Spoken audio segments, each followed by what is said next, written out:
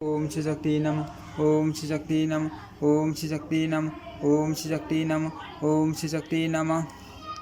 मोहिनी की दुर्दशा। ब्रह्मा जी का राजपुरोहित के समीप जाकर उनको प्रसन्न करना। मोहिनी की याचना।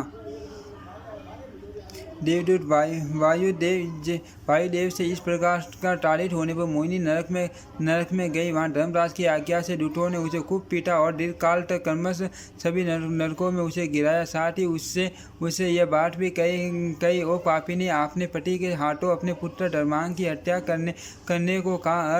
अर्थ अपने किए हुए उस पाप कर्म का फल यहाँ अच्छी तरह भोग ले। नरश्रेष्ठ यमदूतों के इस प्रकार धिक्कारने पर यम की आज्ञा के अनुसार वह कर्म सब नरकों की यातनाएं भोगती रही। मोहिनी ब्राह्मण के साप से मरी थी। अर्थ उसके शरीर के स्पर्श से उन नरक यातनाओं की अभिमानी चेतन शक्तियों का सारा अंग जलने लगा। वे अधिशास्त्री देवियाँ उसको धारण करने में असमर्थ होगी। राजन तब वे सभी नरक के अभिमानी देवता धर्मराज के समीप आए और हाथ जोड़कर भयभीत हो बोले, देव जगन्नाथ धर्मराज, हम पर दया कीजिए और इस मोहिनी को हमारी यातनाओं से शीघ्र अलग कर दीजिए, जिससे हमें सुख मिले। नाथ, इसके शरीर के स्पर्श से हम लोग क्षण भर में भस्म हो जाएंगे। अर्थ इसे यहाँ से निकाल बाहर कीजिए। उनकी बात सुनकर धर्मराज बड़े विस्मित हुए और अपने दूतों से बोले इसे मेरे लोक से निकाल बाहर करो। जो ब्रह्म साप से दग्ध हुआ है, वह स्त्री हो पुरुष हो या सोरी क्यों न हो, उस पापी का स्पर्श हमारी नरक यातनाएं भी नहीं करनी चाहती। अर्थ इस पापनी को जो पति के वचन का लोप कराने वाली पुत्र घाटिनी धर्मराशिनी तथा ब्रह्मदंड से मारी गई है। यहाँ से जल्दी निकालो। भूपति धर्मराज के ऐसा कहने पर वे दूत अस्त्र शास्त्रों का प्रहार करते हुए मोहिनी को यमलोक से बाहर कर आए। राजन तब मोहयुक्त मोहिनी अत्यंत दुखित होकर पाताल लोक में गई, किंतु पाताल वासियों ने भी उसे रोक दिया। तब मोहिनी ने अत्यंत लज्जित हो अपने पिता के समीप जाकर सारा दुख निवेदन किया। ठाठ सरासर प्राणियों सहित समस्त त्रिलोकी में मेरे रहने के लिए कोई स्थान नहीं है। जहाँ जाती हूँ वहाँ सब लोग मेरी निंदा और तिरस्कार करते हैं। नाना प्रकार के आयुधों से मुझे खूब मारकर लोगों ने अपने स्थान से बाहर निकाल दिया है। पिताजी, मैं तो आपकी आज्ञा सिरोधार्य करके ही रुक्मांग के समीप गई थी और वहाँ ऐसी चेष्टाएं की जो संपूर्ण लोगों में निंदित हैं। पति को कष्ट में डाला, पुत्र को तीखी तलवार से कटवा देना चाहा और संध्यावली को भी शोक में डाल दिया। इसी से मेरी यह दशा हुई है। देव, मुझ पापिनी के लिए अब कहीं कोई चारा नहीं है। विशेष ब्राह्मण के सांप से मुझे अधिक दुख भोगना पड़ रहा है। पिताजी, जो ब्राह्मण के सांप से मरे हैं, आँख से जले हैं, सांडाल के हाथों मारे गए हैं, व्याघ्र, सिंह आदि वन जंतुओं द्वारा भक्षण किए गए हैं तथा बिजली गिरने से नष्ट हुए। उन सबको मोक्ष देने वाली केवल गंगा नदी है। यदि आप जाकर मुझे श्राप देने वाले उस ब्राह्मण को प्रसन्न कर ले तो मेरी सदगति हो सकती है। राजन, तब लोक पितामह ब्रह्मा जी, शिव, इंद्र, ब्रह्म, सूर्य तथा अग्नि आदि देवेश्वरों और मुनियों को साथ ले उपर्युक्त बातें कहने वाली मोहिनी को आगे करके ब्राह्मण के समीप गए। वहाँ जाकर देवता आदि से घिरे हुए स्वयं ब्रह्मा जी ने बड़े गौरव से उन्हें नमस्कार किया। यद्यपि ब्रह्मा जी रुद्र आदि देवताओं के लिए भी पूजनीय और मान्य हैं, तथापि मोहिनी के स्नेह के कारण उन्होंने स्वयं ही नमस्कार किया। राजन, जब तीनों लोकों में असाध्य एवं मान कार्य प्राप्त हो जाए तब बड़े के द्वारा छोटे का अभिवादन उचित नहीं माना जाता।